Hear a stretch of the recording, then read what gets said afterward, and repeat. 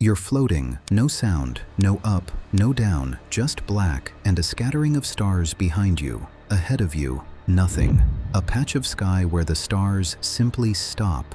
You check your instruments, 200 kilometers to the edge. That number doesn't feel like much. On Earth, that's a short flight. Out here, it's the last 200 kilometers you will ever travel.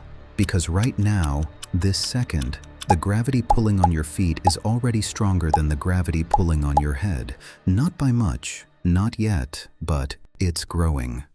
This is a black hole. You already knew that word. What you probably don't know is what the word actually does to a body. A black hole isn't a hole. It's not emptiness. It's the opposite. It's too much mass, crushed into too little space, until gravity stops behaving like gravity anywhere else in the universe. And the danger isn't what most people assume. It isn't being crushed. It isn't being burned. It's something stranger, and it starts working on you long before you're anywhere near the center. Physicists have a name for it. They call it spaghettification. It sounds almost funny. It is not.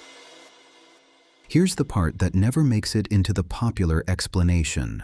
Gravity doesn't pull on you as one single force. It pulls on every part of you separately. Your feet, your knees, your chest, your head. Each one slightly closer to the black hole than the last.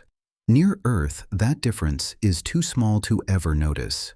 Near a black hole, that difference stops being small.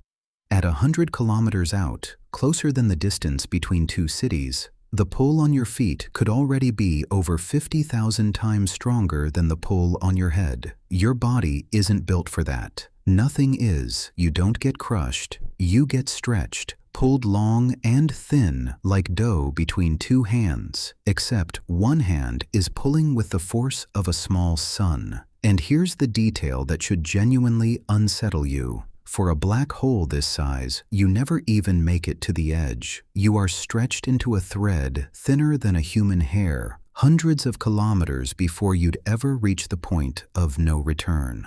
This isn't hypothetical. In 2019, astronomers watched it happen to a real star, not a person, but the physics is identical. A star wandered too close to a black hole, 1,000,000 times heavier than our sun, 215 million light-years away. Within weeks, it was torn apart. Its own matter spaghettified into a stream of gas, some of it swallowed, some of it blasted back out into space in a flash brighter than anything nearby. Astronomers gave it a catalog number, a T2019QIZ. That star didn't get a name, it got a case file. And it raises the obvious question, if this is what a 200-kilometer approach does near a black hole like that one, what happens near a bigger one? Here's where the story flips. You'd expect the biggest black holes to be the most violent, the most instantly lethal. They're not. At the center of our own galaxy, 25,000 light-years from here, there's a black hole 4 million times heavier than our sun. Its edge, its event horizon, is 12 million kilometers across. And because that edge is so much farther from the crushing center, the stretching force there is almost gentle. At 100 kilometers from its edge, the pull on your body would be weaker than the gravity you feel standing on Earth right now. You could cross into a black hole like that and feel nothing. No warning, no sudden pull, nothing to tell you the universe, for you, has just permanently changed. The smaller black hole kills you from a stadium's length away. The far larger one might let you walk in without noticing the door. But here's the part almost nobody tells you. The part that's stranger than the stretching itself. Say you did fall in, calmly, painlessly, past that gentle edge. To you, it's over quickly. Your own clock keeps ticking. You reach the end. But to everyone you left behind, everyone watching from a safe distance, something else happens entirely. They never see you cross, not because their instruments fail, because of what gravity does to time itself near that edge. To them, you slow down. Your light stretches, dims, reddens. You appear to freeze, hanging forever at the boundary, fading but never quite gone. Mathematically, they would wait forever and still be waiting.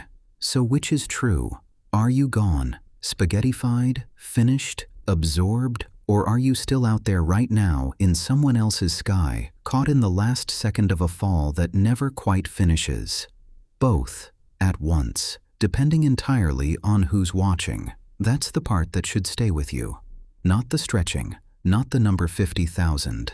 The fact that somewhere out there, frozen in someone's last glimpse of light, a version of you might still be falling.